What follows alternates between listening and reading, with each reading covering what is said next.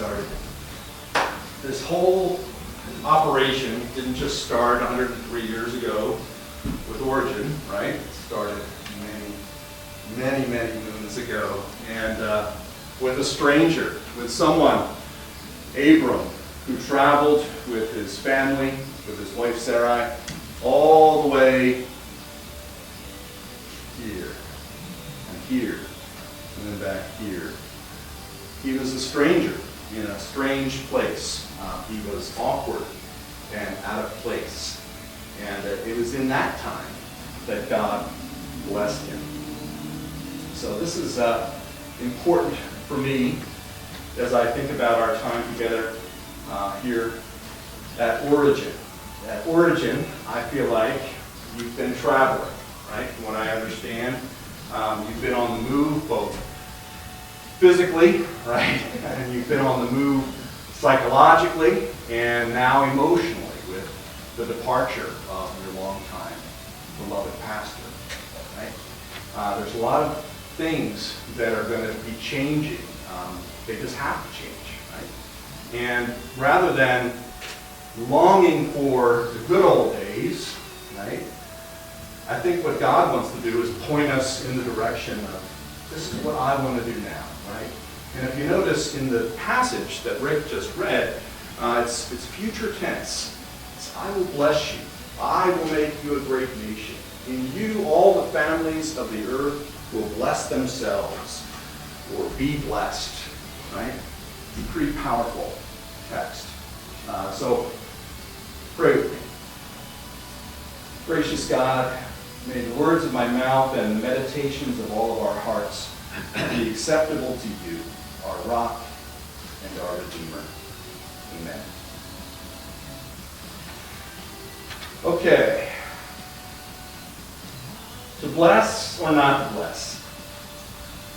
To bless or not to bless? To convey by gesture or by speech the power of life, or not to convey the power of life.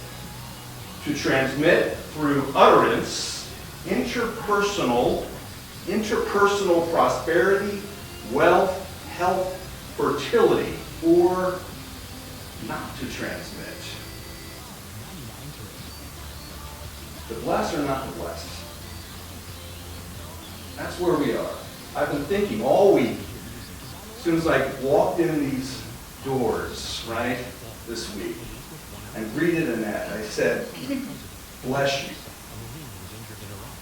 She didn't sneeze or anything. She just looked at me.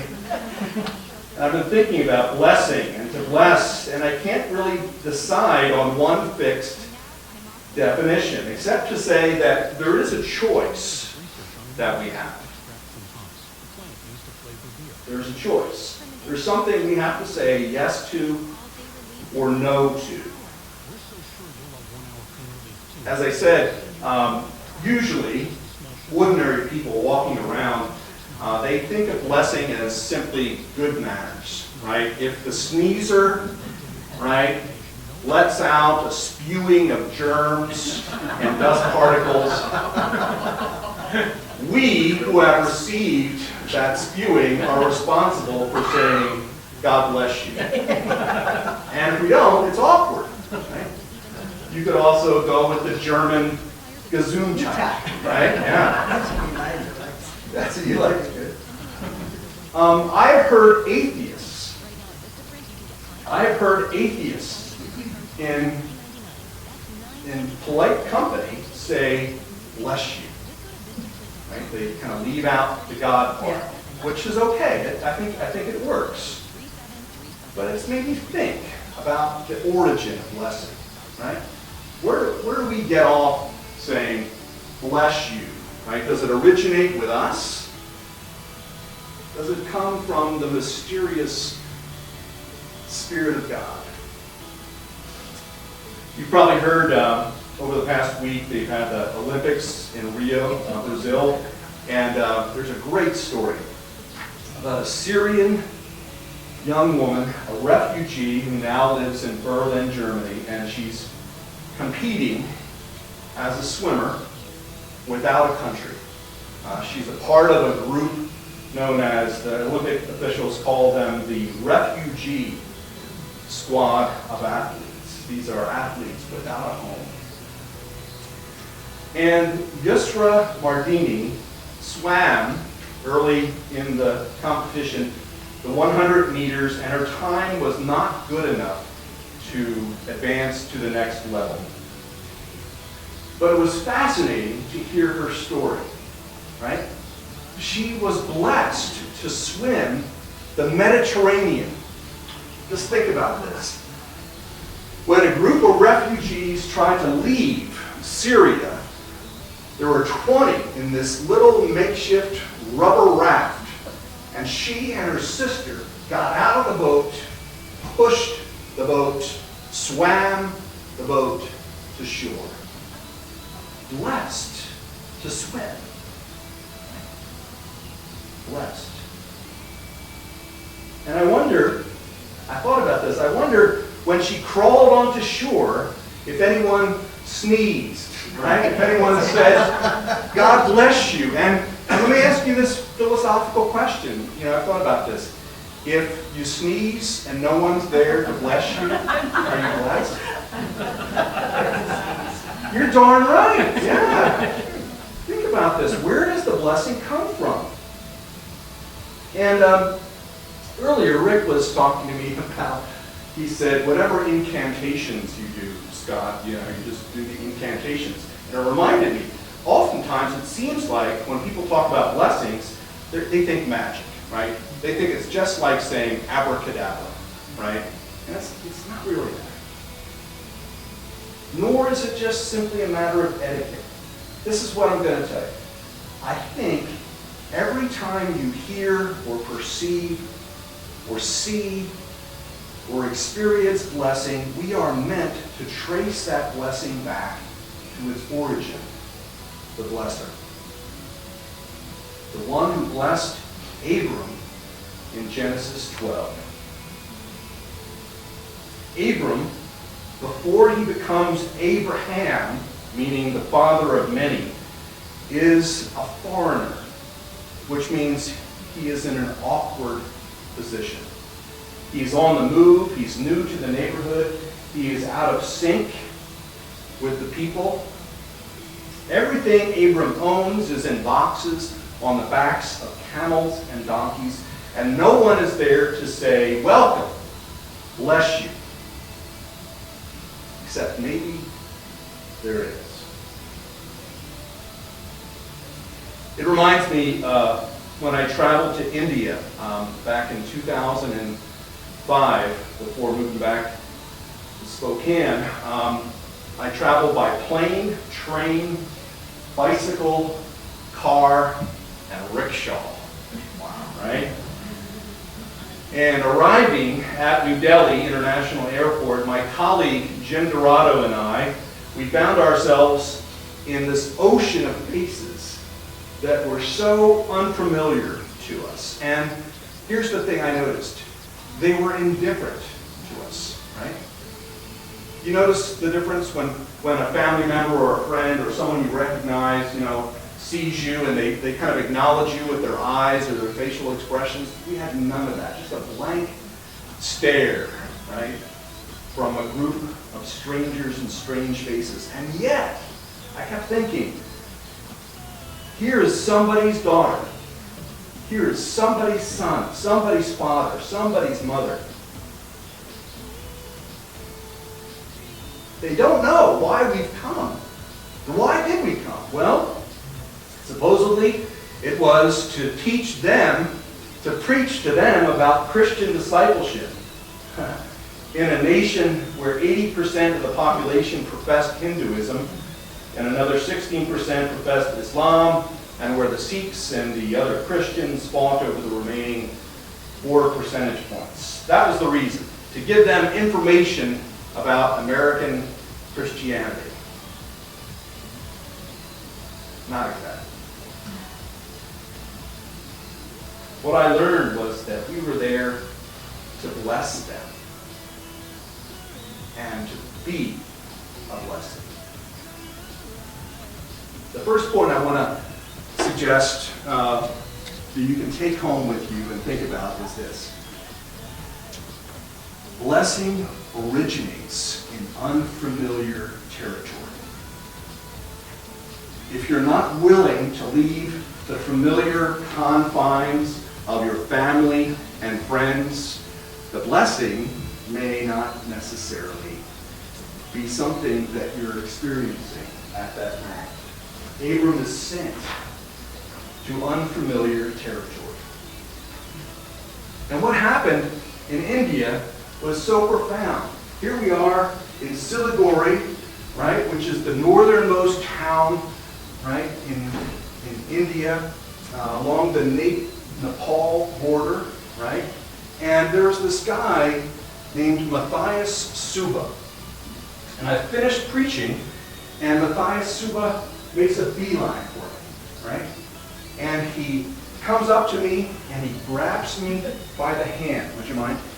And we interlock fingers, and we walk around the room, out the door, out of the compound where I was preaching and teaching, through the barbed wire fences, into the community of Muslims and Sikhs and Hindus.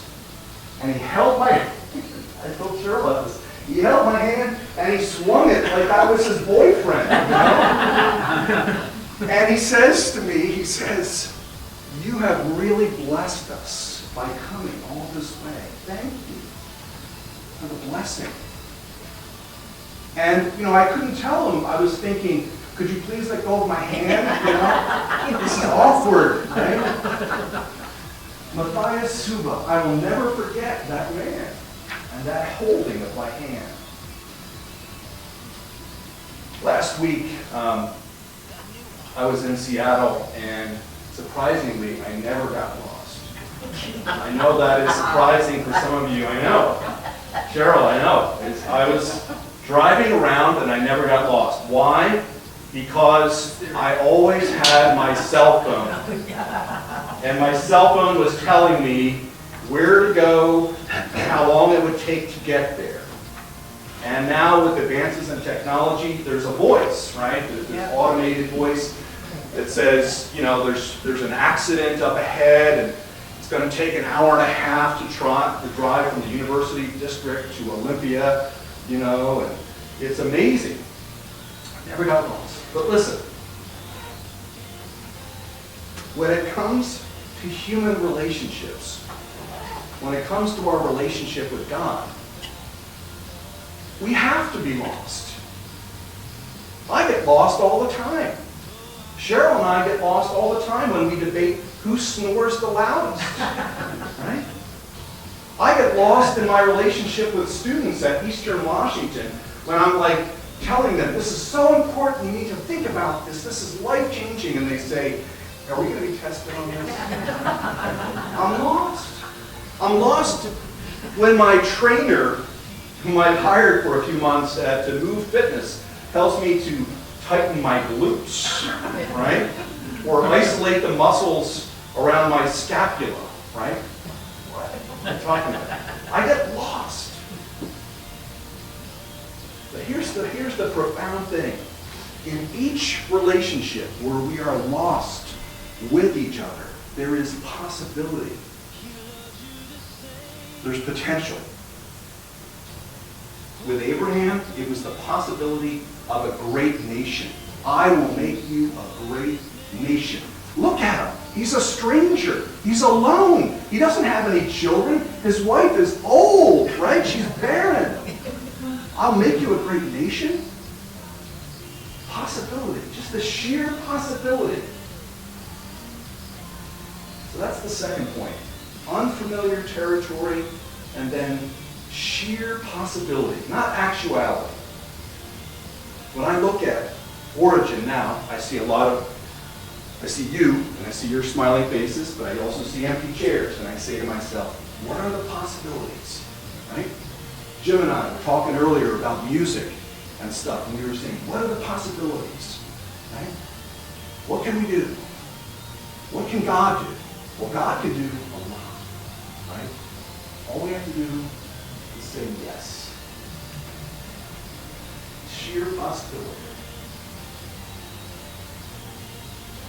The last thing I want to say about this text is that I hope it's obvious that blessing is not a matter of simply being a passive recipient. You don't come to church and say, "Thank you, I've been blessed." Blessings flow through you to others, to the world.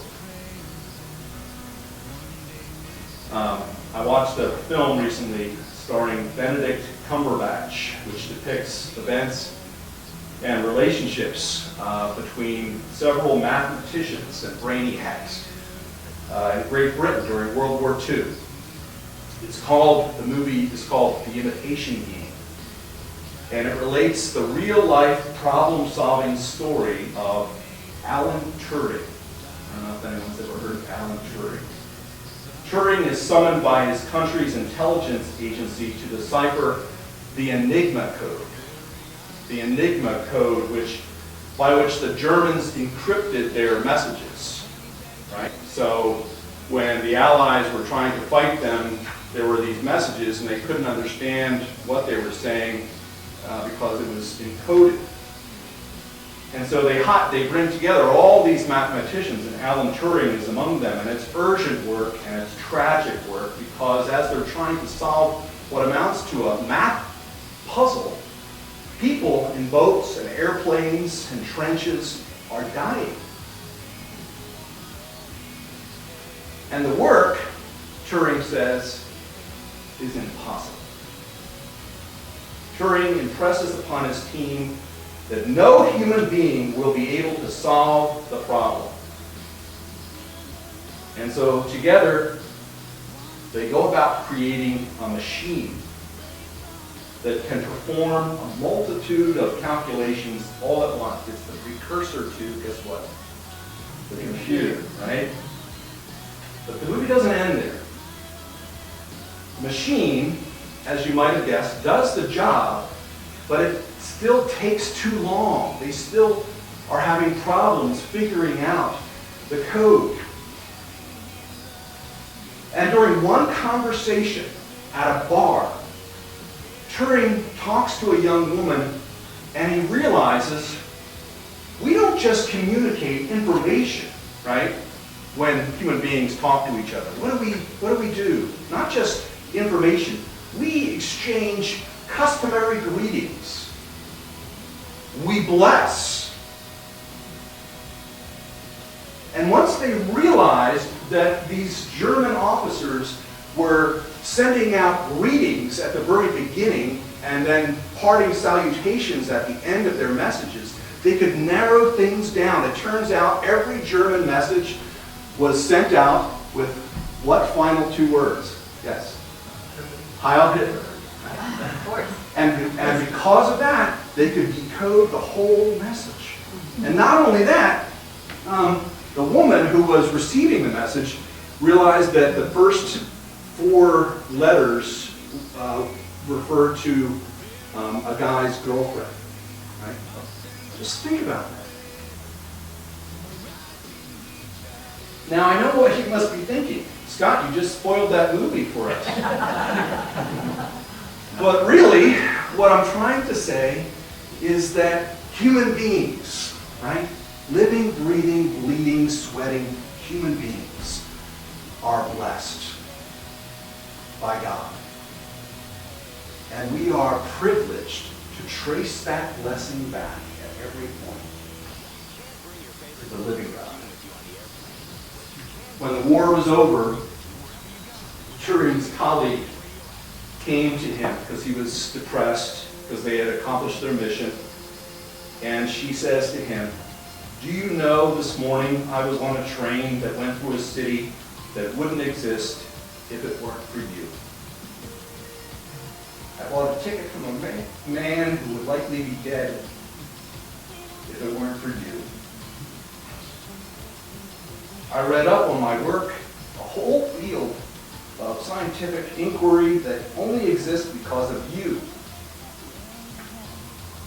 Now, if you wish you could be normal, I can tell you I do not.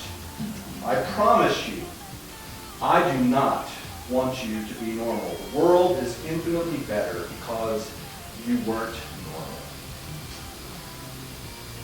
My friends, bless you.